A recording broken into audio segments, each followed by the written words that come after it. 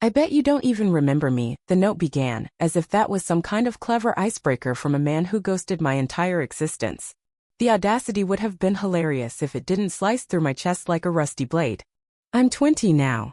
For 2 decades, the word dad meant absolutely nothing but legal paperwork and a blank space on family tree assignments. My mom told me early on. He vanished right after I was born, right before the court could pin child support on him. And just when I thought I'd buried any need to know him, his letter arrived. No return address. Just 2 pages folded into an envelope yellowed at the corners, as though even the paper was tired of waiting. He wrote things like, "I always thought about you and I hope you've grown into a beautiful young woman." Phrases stolen from sitcom reunions, dripping with cheap nostalgia that reeked of guilt and cowardice. At the bottom, in barely legible scrawl, "Maybe we can meet sometime?" Like I should drop everything and welcome him back with open arms. I wish I could say I just laughed and threw it away. But I didn't. Because the ugly truth is, part of me always wondered what kind of man could walk away from his own child. So I did the stupid thing, I wrote back. My letter was short. I didn't even bother with "Dear Dad." Just told him who I'd grown up to be, what he'd missed, and that if he wanted to explain himself, he'd better do it properly. I ended with, "You don't get to pretend we're close. But you do get one chance to tell the truth." Weeks passed. Then a second letter came. This time, thicker, heavier, and it smelled faintly of tobacco. Inside were 2 things, a longer letter and an old photograph. The picture nearly dropped from my hands. It was my mother, pregnant, standing in a winter coat next to him, a man I barely recognized except for the shape of his jaw that I saw every day in the mirror. In his letter, he tried harder. Claimed he was young and terrified that he'd messed up everything and couldn't face my mom or me. But what stopped me cold was a paragraph about why he was writing now. "I'm sick," he wrote. "Doctors say it won't be long. I just wanted you to know I always loved you, even if it didn't look that way." Suddenly, my anger felt heavier, mixed with the guilt I didn't ask for. Was I really supposed to forgive him because he was dying? Or feel sorry for the man who left my mom to scrape together 3 jobs so we wouldn't starve? I showed the letter to Mom. She read it in silence, her lips pressed tight. Then she handed it back to me and said, "It's your choice. But don't let him rewrite history." And that's when I realized, maybe the choice wasn't about him at all. Maybe it was about what kind of closure I wanted. So I did something unexpected. I told my best friend Layla everything. Layla, whose own dad died when she was 10, and who'd give anything for one more day with him.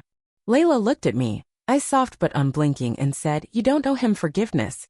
But maybe you owe yourself the chance to hear him say it to your face." That night I couldn't sleep. The photo kept staring at me from the dresser, haunting me with what could have been. I thought about the dance recitals he'd missed, the birthdays, the nights I cried because I thought maybe I'd done something wrong to make him leave. All the milestones we never shared. By morning I had made up my mind. I wrote him again.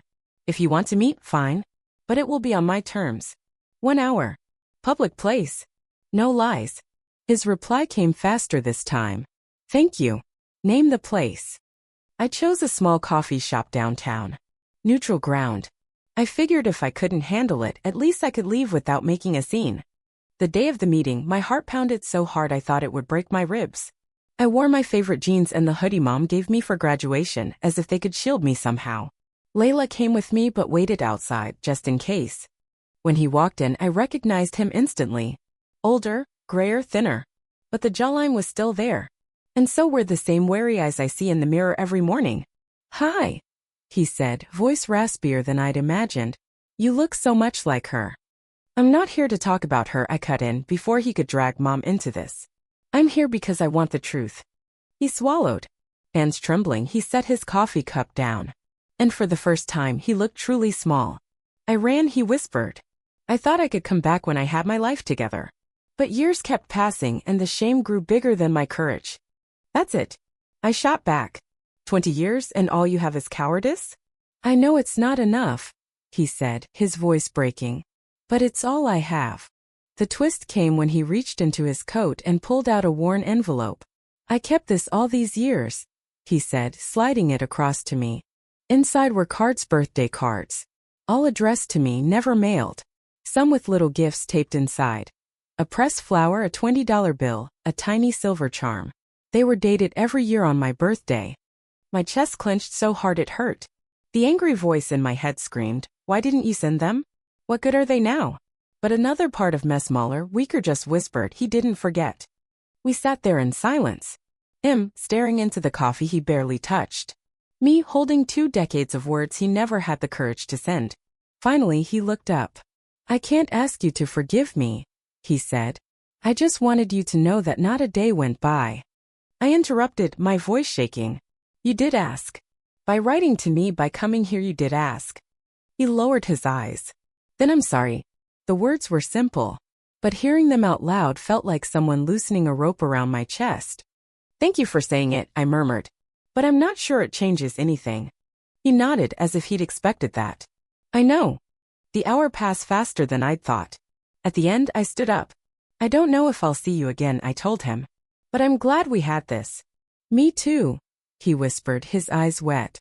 Outside, Layla hugged me so hard my ribs protested. You okay? She asked. I don't know, I admitted. But I feel lighter. And for the first time, the word Dad didn't feel like an open wound. Just a scar. One I could live with. I wish the story ended there, neat and bittersweet, but life doesn't tie itself up with a bow. A week after meeting him, the weight of what happened caught up with me in unexpected ways. I kept the envelope of unsent birthday cards hidden under my bed. Some nights I'd pull them out, read them by the light of my phone, and catch myself crying over words written by a stranger who was supposed to love me. I hated that they mattered to me, but they did. One card, dated my 10th birthday, had a scribbled note that made my chest tighten, 10 years old. Double digits. I wish I could see you dance, hear your laugh. He had imagined moments we never shared. It broke something in me I didn't know could still break. The days blurred together until Layla suggested something I hadn't dared to think about. Why don't you ask your mom what really happened back then? She said gently. I already know, I protested. He ran away. But what if there's more? She pressed. Your mom never really talked about it, did she? It was true. Mom always kept the story simple, her tone flat like reciting facts from a file. He left before the court could serve him papers. I raised you. That's it. No details. No questions welcome. One night I found her in the kitchen washing dishes, the soft hum of an old song playing from her phone. Mom, I began, voice shaking. Can I ask you something? She paused, water dripping from her hands. Of course. Back then when he left, was there something else? I asked. Something you didn't tell me? She dried her hand slowly, the air thick between us. Then she pulled out a chair and sat, looking more tired than I'd ever seen her. I didn't tell you everything, she admitted, her voice low. Because I didn't think it would help you. Or me. What happened? I pressed. She took a breath. When I was pregnant with you, your dad panicked. But it wasn't just about money. He started drinking. Got fired.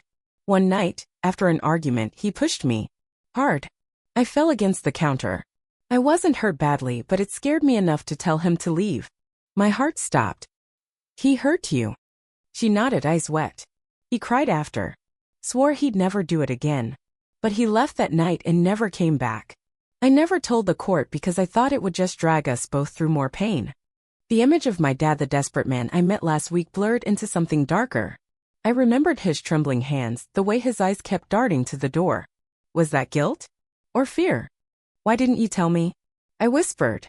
Because you deserve to decide who he was to you, she said. And I wanted to forget that part. For a moment, anger flared in me, anger at him, at her, at myself for not asking sooner. But it faded into something heavier, grief. Grief for the childhood I'd invented in my mind, where maybe he'd been forced away by bad luck instead of bad choices. I couldn't sleep that night. His apology echoed in my mind, colliding with the truth I'd just learned. The next morning, I knew I had to see him again, not for him, but for me. I called the number he'd left on his last letter. His voice sounded weaker this time, as if each word cost him something. I need to ask you something, I said. Of course, he rasped. Did you ever hurt her? My mom. A pause so long I thought the line had gone dead. Then, yes, he whispered. Once. I hate myself for it every day. His honesty, quiet and broken, hurt worse than a denial. It left no room for fantasy. Why didn't you tell me when we met? I asked. Because I didn't want you to see me as a monster, he said. But I suppose you should. I swallowed the lump in my throat. I needed the truth. Thank you for finally giving it to me. I'm sorry, he whispered again, and this time, it sounded like something torn from the deepest part of him. I hung up, hands shaking. My breath caught in my chest, part rage, part release.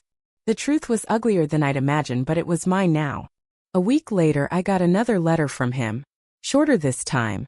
I'm in hospice now. If you want to say goodbye, please come soon. I stared at the words, my mind spinning. Layla offered to come with me, but I shook my head. I need to do this alone. The hospice smelled of antiseptic and faint flowers. When I stepped into his room, he looked smaller than ever, as if life itself had been siphoned out of him. Tubes snaked around his body, and his breaths came in shallow gasps.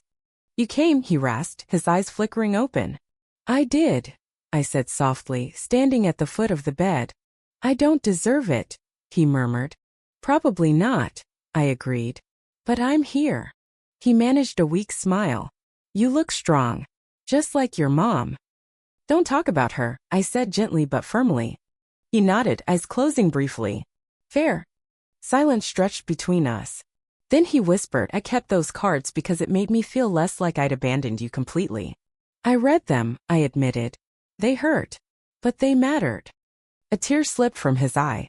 I'm glad. For a moment, I saw him not as the man who'd run or hurt my mom, but as a human being cracked open by regret. Do you want to know anything? He asked, voice breaking. Yeah, I said, my voice trembling. Did you ever love me? Truly. His answer came out as a rasp, raw and unpolished. From the moment I saw you. But love doesn't excuse what I did. Tears burned my eyes. No, I whispered. It doesn't. He nodded, breath catching. I'm sorry, kiddo, he whispered, barely audible. I know, I said. I'm still angry. But thank you for telling me the truth. His breathing grew shallower. His eyes closed, and for a terrifying second I thought that was it. But then he whispered, I'm proud of you. My chest tightened so painfully I had to bite my lip to keep from sobbing. You didn't raise me, I said. Mom did. She's the reason I'm okay. I know, he murmured. Thank her for me. Minutes passed. The nurse stepped in, adjusted his then left. His breath slowed, each one a battle. I have to go, I said, voice cracking. Goodbye. His eyes opened one last time. Goodbye, sweetheart. I turned and walked out, the weight of 20 years pressing on my shoulders. Outside, the sun felt too bright, the air too sharp. I sat in my car, staring at the steering wheel until the tears finally came. Grief, anger, relief all tangled into something I couldn't name. I drove to Mom's work, waited until she finished, and told her everything. She listened silently, tears shining in her eyes. I'm proud of you, she whispered, pulling me into a hug. Not for forgiving him, but for facing him. That night, I sat on my bed, the box of cards beside me. For the first time, I noticed something on the back of the last card, a messy scrawl. I hope someday you'll understand. I never stopped loving you. Dad. I pressed my thumb against the words, feeling both the truth and the lie in them. Layla called. How are you? I don't know, I admitted. Empty. And somehow full of everything at once. That's grief, she said gently. Messy, stupid human grief. I laughed wetly. Sounds about right. Do you regret going? No, I said softly. It hurt. But not knowing would have hurt worse. Weeks passed. His final letter came in the mail, written before he died. Short, almost childlike. I wish I'd been braver. Tell your mom I'm sorry. Be happy. Love, Dad. I kept it. Not as proof he was good, but as proof he was real. One evening, I stood in front of the bathroom mirror, staring at the jawline I'd inherited from him. For the first time, I didn't hate it. It didn't feel like a curse. Just part of the story. The scars remained in Mom, on me, on memories we never made. But the silence was gone, replaced by something imperfect but honest. At his funeral, only 5 people came. A hospice nurse, a neighbor, an old coworker, and me. I didn't cry, but when they lowered the casket, my chest tightened. I whispered, goodbye, not to the father I'd hoped for, but to the man he really was, flawed, afraid, and too late. And in that moment, I realized something. Forgiveness doesn't mean forgetting. It means letting go of what could have been and making peace with what was. I walked away from the grave lighter than I'd felt in years. After the funeral, something strange happened. Life kept going. The world didn't pause for my grief. Bills still came in the mail. Work emails still needed replies. Mom still reminded me to eat vegetables. Grief, I realized, isn't a single moment, it's 100 tiny moments when you remember and have to keep moving anyway. A few days later, I decided to open the last box of his things the hospice had mailed me. Inside were 2 faded photos, a key, and an old cassette tape labeled simply for her. I stared at the tape, heart pounding. Her had to mean me, right? But what if it was for my mom? Or worse, for someone else entirely? Layla offered to listen with me, but I chose to do it alone. I borrowed an old tape player from a thrift store, sat cross-legged on my bedroom floor, and pressed play. At first, all I heard was static. Then his voice, rougher, breathless. "I don't know if you'll ever hear this," he began. "I'm recording it because writing never felt enough." He paused as if collecting courage. "If you're listening, I guess I'm gone. And you've grown up without me. That's on me. I can say I'm sorry 1,000 times, but it won't give you back what I stole." My chest felt tight, breath shallow. "I want to tell you something I could never say to your face. I was scared. Of failing. Of being like my father. He hit me, you know. And when I pushed your mom, I realized I'd become him. And that terrified me more than losing anything else." Another shaky breath. "I wish I'd been stronger. I wish I'd stayed. You deserved a father who fought for you. Instead, you got my cowardice. And I'm so sorry."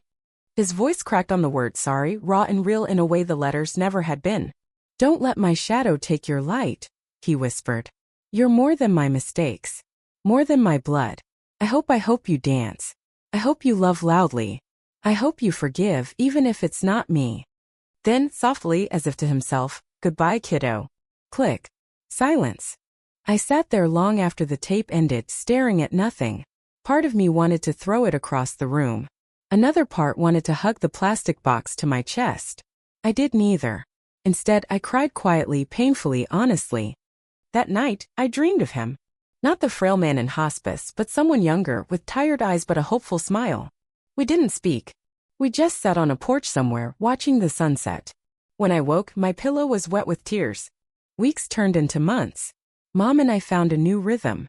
Sometimes we talked about him, never for long, but enough to make the silence less sharp. I learned she'd once loved him deeply, before fear and anger turned that love to ashes. She didn't ask me to hate him, nor to love him. She let me decide.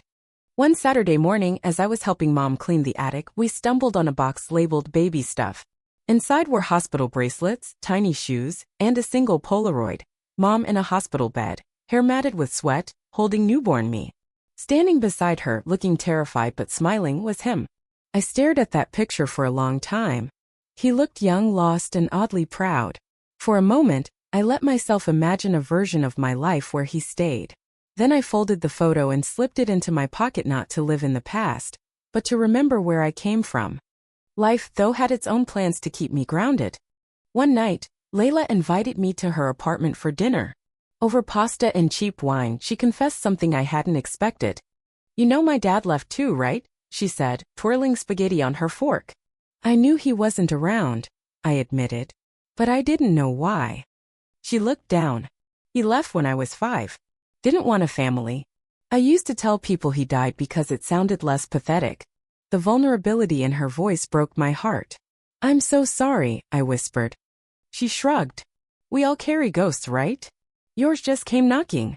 Her words settled deep inside me. We do all carry ghosts. The difference is whether we let them define us. A few weeks later, I got an unexpected Facebook message from a man named Frank. He introduced himself as my dad's half-brother. "I heard about his passing," he wrote. "I know he wasn't there, but I thought you might want to know a bit about where he came from." My first instinct was to ignore it, but curiosity won. We agreed to meet at a coffee shop. Frank was older than my dad by about 15 years, with the same crooked nose. His eyes softened when he saw me. "You look like him," he said. "But kinder." "Thanks," I muttered, not sure how to feel. He sipped his coffee. "Your dad and I didn't grow up together. Same father, different mothers. But I saw the damage your grandfather did. He was cruel physically and worse." I swallowed. "Dad mentioned being hit." Frank nodded. "He tried to break the cycle. But I guess he couldn't." Part of me bristled. "That doesn't excuse what he did." "No," Frank agreed gently. "It doesn't. But maybe it explains why he ran." I sat with that. Pain echoes through generations. unless someone is brave enough to stop it. Did he talk about me? I asked, hating how small my voice sounded. Frank's eyes grew sad. Every time we spoke, yes. He carried a photo of you as a baby. Said your smile was the best thing he'd ever seen. That hurt more than I expected. Proof that he'd loved me in his broken way. When we said goodbye, Frank hugged me gently. I hope you build better, he whispered. Walking home, those words kept ringing in my head. Build better. I didn't want my father's mistakes to be the story of my life. I wanted my own chapters. That summer, I signed up for therapy. The first session felt strange, peeling back memories I'd tucked away. But each week, I learned to name the hurt and then, slowly, to let parts of it go. I wrote letters I never sent to him, to my younger self, even to my mom. In them, I poured out anger, sadness, love, and disappointment. When I was done, I burned them, watching the smoke carry the words away. One evening, I asked Mom a question I'd been afraid to ask. Do you ever regret loving him? She paused, then shook her head. If I regretted him, I'd have to regret you. And I never could. Her words wrapped around my heart like a blanket. A year passed. Grief softened. The sharp edges dulled. Sometimes I'd still see a man with his walk on the street and feel my stomach drop, but the ache didn't last as long. On what would have been his 52nd birthday, I visited his grave alone. I brought daisies not because he loved them, I didn't know if he did, but because they felt honest and simple. Standing there, I spoke softly. I'm okay, I told him. I wish you'd been here to see it. But I'm okay. A breeze rustled the grass, and for a moment, I let myself pretend it was him saying goodbye. Walking back to my car, I didn't feel healed, just human. And maybe that was enough. Life kept unfolding. I graduated. Started a new job. Met someone who made me laugh until my stomach hurt. Slowly, the space my father had occupied in my heart became just one part of me, not the center. One night, watching the city lights through my window, I thought about what forgiveness really meant. It wasn't absolution. It was acceptance, that he was both the man who left bruises and the man who kept birthday cards. That those truths could live side by side and I could still choose who I wanted to be. In therapy, I learned a word I'd never used before: compassion. Not just for him but for myself, for my mom, even for that frightened young man who ran. Years later, I found the cassette tape again. I listened not as the angry daughter but as the adult woman I'd become. His words still hurt, but this time they didn't shatter me. At the end of the tape, when he whispered, "Goodbye, kiddo," I whispered back, "Goodbye, Dad." And I meant it. Not a goodbye to hope or love, but to the weight of everything that wasn't my fault. I closed my eyes, breathed deep, and for the first time in years felt free. Months turned into seasons, and seasons into years. Grief, I discovered, doesn't vanish, it transforms. It becomes quieter, living like a soft echo at the edge of your happiest moments. Sometimes I still caught myself thinking, I wish he could see this. And sometimes that wish hurt less than before. I kept the Polaroid of him and my mom in my wallet. It wasn't about honoring a perfect father, hadn't been, but about remembering the messy, complicated truth that shaped me. That photo reminded me we are all born from stories that came before us. And we get to choose how to continue them. Life surprised me again when I fell in love. His name was Theo. He had gentle eyes, a crooked grin, and the quiet strength of someone who'd also been hurt but had chosen kindness anyway. The first time I told him about my father, I expected him to pull away. Instead, he simply listened, and no judgment, no fixing, just stayed present. That kind of love felt radical. One evening, we were lying on my couch, a movie forgotten on the TV, and Theo asked softly, "What scares you most about the future?" I swallowed. Becoming him, I admitted. Repeating his mistakes. Hurting someone I love. Theo brushed a strand of hair from my face. "The fact that you're even worried about that? It means you won't." Tears filled my eyes, not because I believed love could magically heal everything, but because someone finally saw my fear and didn't run. Around that time, Frank reached out again. "Your father left you a key, remember?" he reminded me. "Do you know what it opens?" I hadn't thought about it in months. The brass key was small, worn, with a faint number etched on the side. Together, Frank and I tracked it down to an old safety deposit box at a tiny local bank. My heart pounded as the banker unlocked it and set the metal box before me. Inside lay only 3 things: another cassette tape, an old journal, and a folded envelope with my name on it. Hands trembling, I opened the envelope first. Inside was a single page. "Kiddo, if you ever find this, it means you wanted to know me beyond my failures. This journal is everything I couldn't say out loud. Stories, regrets, memories. Some might hurt, some might help, but all of it is real. I don't know if it matters, but I always loved you, even when I couldn't love myself. Dad. My throat tightened. Carefully, I opened the journal. His handwriting uneven, messy, filled page after page. Stories of his childhood, nights he hid in a closet to escape his father's rage, the first time he fell in love, the day he learned he'd become a dad and felt joy and terror in equal measure. One entry, dated just after my first birthday, shook me. She smiled at me today. Really smiled. I wanted to be better so badly. But the fear was louder. What if I hurt her? What if I ruined her life? Running feels like the worst thing, but staying feels worse. I closed the journal, tears dripping onto the worn leather cover. His love had been real, twisted by shame and fear, but real. That didn't erase the harm, but it made it more complicated than the simple villain I'd built in my head. The second tape felt too heavy to face immediately. I waited until I was home, Theo beside me, hand in mine. I pressed play. His voice, softer, older, spoke again. If you're listening, maybe you're old enough now to hear this. I was angry at myself every day I stayed away. I watched you from a distance once. Your 6th birthday.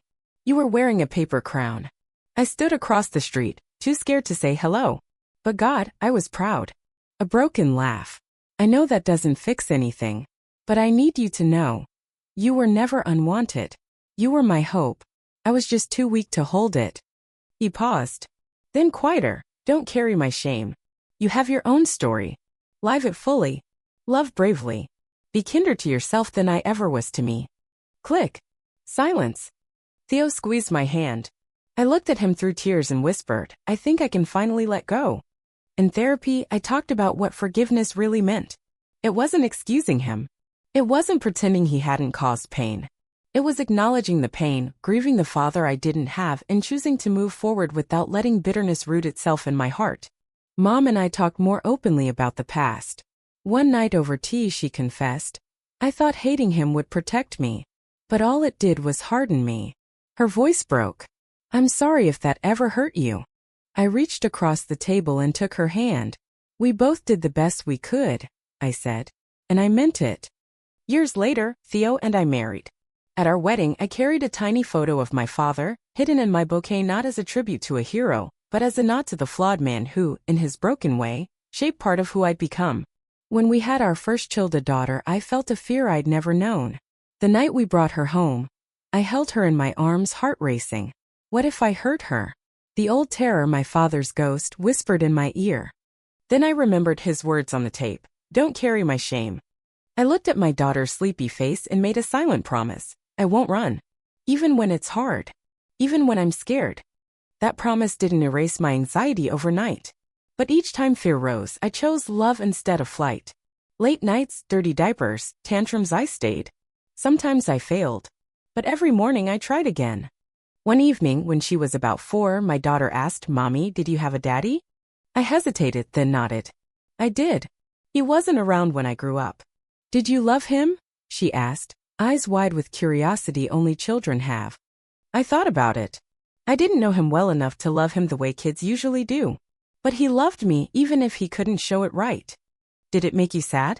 Yes, I admitted. For a long time. But it also made me strong. She nodded solemnly as if understanding something deep. Then she hugged me tightly. I'm glad you're my mommy. Tears blurred my vision as I whispered, me too, baby. That night, I realized the cycle hadn't ended in one grand gesture. It ended in small choices, daily acts of staying, listening, loving. Years passed. I taught my daughter about compassion not as something you give only to people who deserve it, but as something you choose so your own heart stays soft. On the anniversary of my father's death, I visited his grave alone. This time there were no tears, only a quiet acceptance. I placed daisies by the stone and spoke softly. Thank you for what you could give. I've made peace with what you couldn't. Standing there, I didn't feel anger or even pity, just a gentle sadness for what could have been, mixed with gratitude for the life I'd built despite it all. As I turned to leave, the wind stirred the trees. And in that rustle, I let myself imagine, not hope, just imagine that maybe, somewhere beyond my understanding, he was proud. Back home, I opened his journal once more. In the final entry, dated a year before his death, he'd written, "I know she'll have questions. I hope she finds her answers. And I hope, most of all, she builds a life brighter than the shadows I left behind." I closed the journal heartful. I had built that life. Not perfect but real. Not free of pain but rich with love. A life where my father's absence had shaped me but not defined me. And as I watched my daughter laugh in the backyard, sunlight dancing in her hair, I understood. The truest legacy we leave isn't our mistakes, but what those who come after choose to do with them. In the end, my story wasn't about a man who disappeared. It was about a woman who stayed. Who chose love over fear, hope over bitterness. Who learned that forgiveness isn't for the one who hurt you, it's the gift you give yourself, so you can keep living. That's the story I hope my daughter will tell one day. Not that her grandfather ran, but that her mother stayed and built something beautiful from the pieces he left behind. And maybe that's enough.